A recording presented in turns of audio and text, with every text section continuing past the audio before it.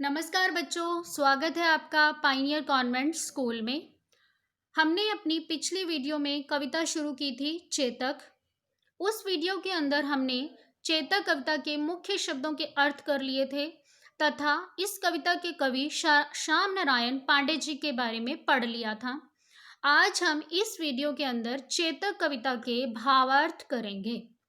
आपको पता ही है कि चेतक यहाँ पे महाराणा प्रताप जी के घोड़े का नाम है और जिसने अपने स्वामी भक्ति का परिचय दिया, जो अपने स्वामी के प्रति वफादार रहा और हर युद्ध में उसने अपने स्वामी का साथ दिया और इसी वफादारी के लिए उसने अपने प्राण तक अपने स्वामी के ऊपर न्यौछावर कर दिए।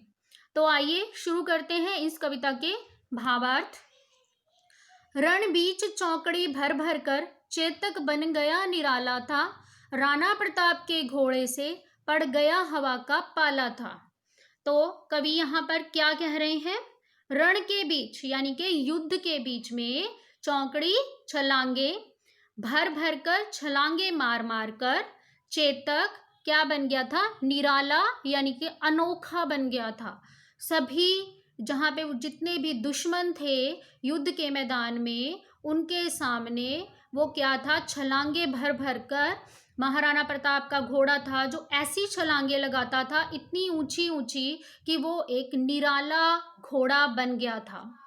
राणा प्रताप के घोड़े से पड़ गया हवा का पाला था। यह जो राणा प्रताप का घोड़ा चेतक था, इसके साथ हवा का पाला पड़ गया था। इस लाइन से, इस पंक्ति से क्या अभिप्राय है? हवा का पाला पड़ जाना यानी कि हवा भी इतनी तेज नहीं चल रही थी जितना की तेजी से चेतक दौड़ रहा था। अब चेतक से हवा का पाला पड़ गया था। हवा उससे जीत नहीं पा रही थी, इतनी तेज तो हवा भी नहीं थी जितना चेतक। गिरता न कभी चेतक तन पर, राणा प्रताप का कोड़ा था, वह दौड़ रहा अरिमस्तक पर, वह आसमान का घोड़ा था। अब यहाँ पर कवि क्या कह रहे हैं कि चेतक के तन पर कभी भी राणा को कोड़ा बरसाने की जरूरत नहीं पड़ी। जब घोड़ा है कोई काम नहीं करता तो उसका मालिक उस पर कोड़ा बरसाता है ना, परंतु चेतक ऐसा घोड़ा था जिसे कि ऐसे इस कोड़े की जरूरत नहीं पड़ी। वो तो अपने स्वामी के लिए हर क्षण तैयार रहता था, हर क्षण उनकी सेवा के लिए तत्पर रहता था। वह दुश्मन के माथे पर अरिमस्तक, वह दुश्मन के माथे पर इस तरह नाच रहा था जैसे कि कोई आसमान का घोड़ा हो, यानी कि जहां भी दुश्मन वहीं पर चेतक, जहां दुश्मन वहीं चेतक पहुंच जाता था। तो ऐसे लगता था जैसे कि कोई घोड़ा आसमान के अंदर भ्रमण कर रहा हो और वह आसमान का कोई घोड़ा हो। जो तनिक हवा में बाघ हिली लेकर सवार उड़ जाता था, राणा की पुतली फिरी नहीं, तब तक चेतक मुड़ जाता था। अब यहाँ पर क्या है? जैसे ही महाराणा प्रताप उसकी बाघ को, लगाम को हिलाते थे, जरा सी उसकी हिलाने की देर थी कि उतने में तो वो तेजी से उड़ जाता, मतलब कि दौड़ पड़ता था। जरा सी बाघ को हिलाते ही, लगाम को हिलाते ही वो दौड़ पड़ता था और हवा से बातें करने लगता था। राणा की पुतली फिरी नहीं, जरा से राणा प्रताप की आंख के जरा से इशारे से ही वो समझ जाता था कि किस तरफ मुड़ना है। उसकी आंखों के इशारे समझता था चेतक, राणा प्रताप के आंखों के इशारे समझ जाता था। वह अपनी स्वामी की आंखें इधर से उधर होती थी तो उसे पता चल जाता था कि किस तरफ मुझे मुड़ना है। कौशल दिखलाया चालों में, उड़ गया भयानक भालों में। उसने अपनी चालों में कौशल दिखलाया, दौड़ दौड़ कर वो कभी इधर कभी उधर, तो अपना उसने कौशल का उसमें परिचय दिया। उड़ गया भयानक भालों में, जो दुश्मनों के भाले थे, जो इधर से उधर जा रहे थे, जो इधर से उधर गेरे जा रहे थे, उनके अंदर जो चेतक था वह उड़ रहा था, उसको उन भालों का कोई भी भय नहीं था। निर्भीक गया वह ढालों में। जो ढाल जो पकड़ रखी होती है ना, ढाल क्या होता है, जो सैनिक लोगों के हाथ में गोल गोल ढाल होती है ना, अपने आप को रक्षा करने के लिए, तीरों से भालों से बचाने के लिए जो ढाल पकड़ रखी होती है, उनके अंदर से वो निर्भीक बिना डर के दौड़ रहा था। सरपट दौड़ा करनालों में। सरपट यानी कि वो सरपट एक बहुत ही जल्दी से इधर से उधर वो दौड़ रहा था। करवालों होना चाहिए यहाँ पे, में से तलवारें होता है। करनालों यहाँ पर युद्ध के मैदान से लिया होगा कवि ने, कि मैदान में से वो सरपट इधर से उधर वो भाग रहा था। और अगर यहाँ पे करवालों होता तो वो तलवारें होता, कि तलवारों में सरपट दौड़ रहा था। है यहीं रहा अब यहाँ नहीं, वह वहीं रहा अब वहां नहीं। जहां भी देखो चेतक नजर आ रहा था दुश्मन को। अभी वो यहाँ खड़ा था तो अभी एक ही पल के अंदर वो यहाँ नहीं था। अगर वह वहां नजर आ रहा था तो दूसरे ही पल वह वहां नहीं था।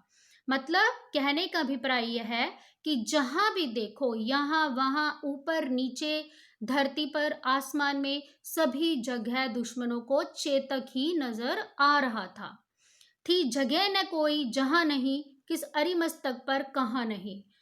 कवि क्या कह रहे हैं कि ऐसी कोई भी जगह नहीं थी जहां पर चेतक दिखाई न दे रहा हो, वह हर जगह था। और किस अरी मतलब कि किस दुश्मन के सिर के ऊपर वो कहाँ नहीं था। मतलब ऐसे लग रहा था कि जैसे चेतक ही हर दुश्मन का सामना कर रहा है और हर दुश्मन के सिर के ऊपर वही खड़ा नजर आ रहा था।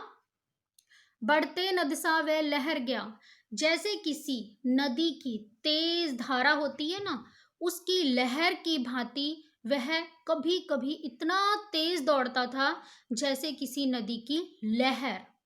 वह गया फिर वह ठहर गया। नदी की तरह वह तेजी से बह गया पहले, फिर अचानक से वह ठहर जाता था। कहने का अभिप्राय, जहां पर तेजी से दौड़ना होता था तो वह तेजी से दौड़ता था, और जहां पर रुकने का इशारा मिलता तो वह एकदम से वहां रुक जाता था। विकराल वज्र में बादल सा। अब उसका जो कवि उसके शरीर का वर्णन कर रहे हैं, उसके तन का, घोड़े का तन कैसा था, विकराल, भयानक, दिखने में जो भयानक हो, और वज्र में यानी कि पत्थर के समान इतना ज्यादा मजबूत उसका तन था। और किसके प्रकार, विकराल वज्र में बादल सा, बादल की तरह इतना, मतलब उसका विशाल शरीर, उसका विशाल तन नजर आ रहा था, जो बहुत ही भयानक लग रहा था और जो पत्थर के समान कठोर भी था। अरि की सेना पर गहर गया। जो जैसे बादल छा जाते हैं ना, गहर मतलब कि बादल छा जाते हैं ना, जैसे आसमान हमें लगता है कि पूरी धरती के ऊपर बादल छा गए हैं, उसी प्रकार वह जो घोड़ा था, चेतक था, वो दुश्मनों की सेना के ऊपर छा गया था। चारों तरफ वह बादल की तरह छाया हुआ नजर आ रहा था, क्योंकि हर जगह चेतक ही दिख रहा था। भाला गिर गया गिरा निशंग, है टापों से खन गया अंग। अब क्या कह रहे हैं कवि, जो दुश्मन थे उनके भाले नीचे गिर गए, उनकी निशंग मतलब उनकी तलवारें नीचे गिर गई। है टापों मतलब कि घोड़े की टापों से, क्योंकि घोड़ा है जो, वो पैरों की आवाज, है टापों से खन गया अंग, जो नीचे दुश्मन गिर गए थे धरती के ऊपर, उनके शरीर से ऊपर जो घोड़ा था वो गुजर रहा था, कभी इधर कभी उधर, तो उनका जो तन था, दुश्मनों का जो शरीर था, वह खन खन मतलब के जगह जगह से जख्मी हो गया था घोड़े की टापों से। बैरी समाज रह गया दंग, घोड़े का ऐसा देख रंग। बैरी समाज यानी कि दुश्मन समाज, महाराणा प्रताप का जो दुश्मन थे, जो सेना, वो दंग रह गई थी। किस चीज से देखकर दंग रह गई थी, घोड़े का ऐसा देख रंग, यानी कि घोड़े की ऐसी वीरता को देखकर जो दुश्मन थे महाराणा प्रताप के, वो दंग रह गए थे कि कोई घोड़ा भी इतना वीर कैसे हो सकता है। क्योंकि उस पूरे युद्ध के अंदर सिर्फ चेतक ही था जो इधर से उधर भाग रहा था और अपने स्वामी भक्ति का परिचय देते हुए महाराणा प्रताप का पूर्णतः साथ दे रहा था और कोई भी घोड़ा चेतक का मुकाबला नहीं कर सकता था। और इसी तरह से वह अपनी स्वामी भक्ति का परिचय देते देते चेतक ने अपने प्राण महाराणा प्रताप के लिए न्योछावर कर दिए। अब आपको इस कविता को अच्छे से पढ़ना है और इसके भावार्थ समझ लेने हैं और इसके जो अभ्यास के प्रश्न उत्तर आपको दिए जाएंगे वो आपको मुख्य पुस्तिका पे लिखने हैं। आपका दिन मंगलमय हो।